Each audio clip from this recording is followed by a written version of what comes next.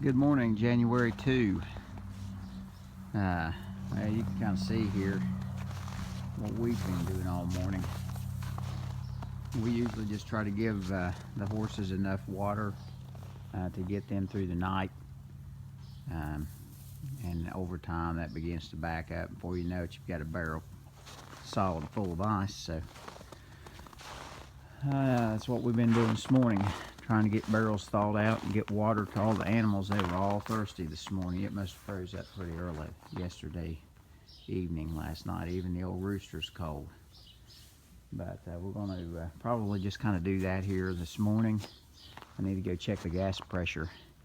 We have natural gas wells, and a lot of times those high pressure regulators, if there's a lot of gas being pulled out of that well, those high pressure regulators will freeze up, and that is always a concern. So we like to check that gas pressure twice a day. We have a gauge behind the dairy barn that we can check that pressure and see where we're at, and that becomes especially important when I start running the greenhouses. Right now it's not quite as critical, but I mean, it is nice to have heat in the girls' kennel. That's the main concern. The main place that I would like to have some heat. We heat with wood in the house, but we have natural gas furnace also. So when the wood can't do it, which last night it was 3 below zero, and the wood couldn't quite do it, the furnace kicked on. So you need gas in there too. But we got fresh water to everything. Look at that, we're ice makers now. All right, so we'll just take a walk up here, and I've got a gas well on my place also, and it's not a really good producer, but it does make some gas, and I use it as an emergency type thing. It's basically a holding tank, and it gives me gas if something happens to the other wells, and it'll get me through the night in the greenhouses. Now it builds up a lot of pressure, but it's not a high volume well, so I can bleed it down pretty quick. So we'll just take a walk up here and see what kind of pressure we have on this well.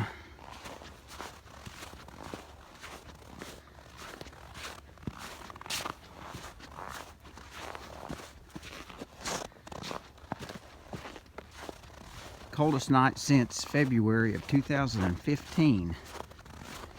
I remember that night well. It was about 26 below zero here, actual temperature. And I spent 2 nights sleeping in the greenhouse. So that was some long nights, but you know, when it's that cold, of course, I was having to feed the wood burner in the greenhouse every 3 hours. All it would do. So whenever it gets that cold, you gotta be right there in case something would go wrong, because you sure haven't got much time to fix it. So I found sleeping out there was easier than going back and forth.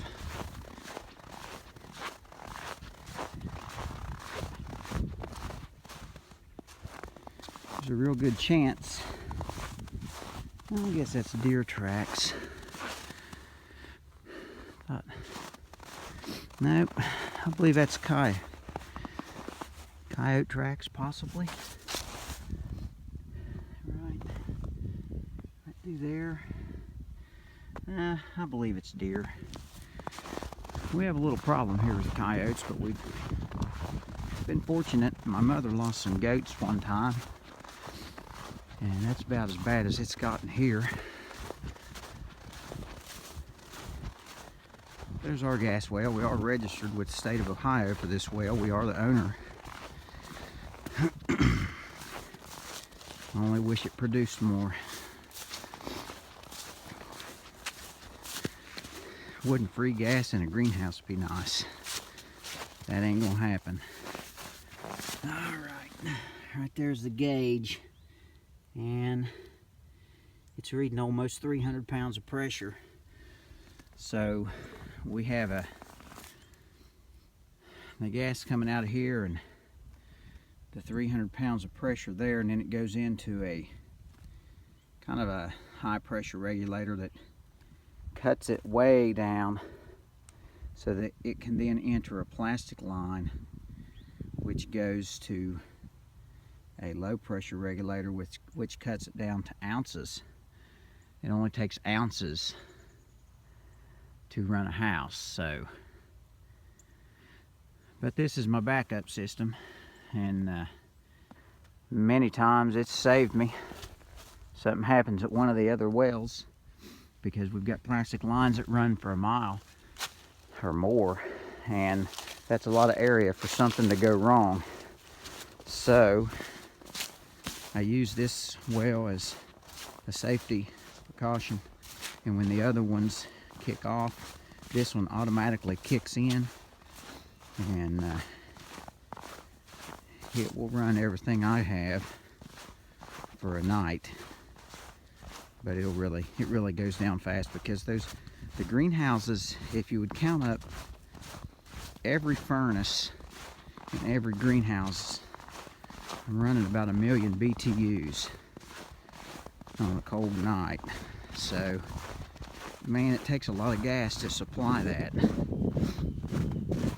And we only have 1-inch lines on our farm, and that is not really a big enough line to carry that much gas. So, even in a good, a 30-degree night, my backup well here will supply a little bit of gas, just because the 1-inch line really can't carry enough gas to feed all of my furnaces.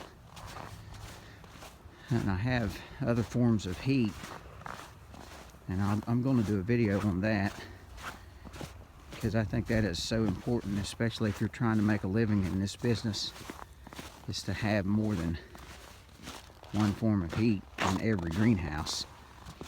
And I'll tell you all about that at a later time. There's the old mule. That's my wife's trail riding mule. We've never worked her, but she is the bomb on the trail. She does a great job. Mules are a different specimen. If you've never fooled with a mule, it's self-preservation for them. If you're on their back, that means normally you're going to be protected too.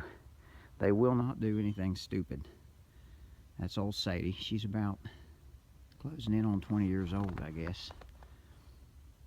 Mules are the result of a male donkey, a jack, and a female horse. Mules are sterile. Every once in a great while, a mule will have a baby, but that is extremely rare. So I'm assuming she's probably out of a workhorse and a mammoth jack. We've had her for, I don't know, 10 or 12 years probably, and she is a real sweetheart. But anyway, I just kind of wanted to show you what's going on here today, tell you a little bit about our heat situation.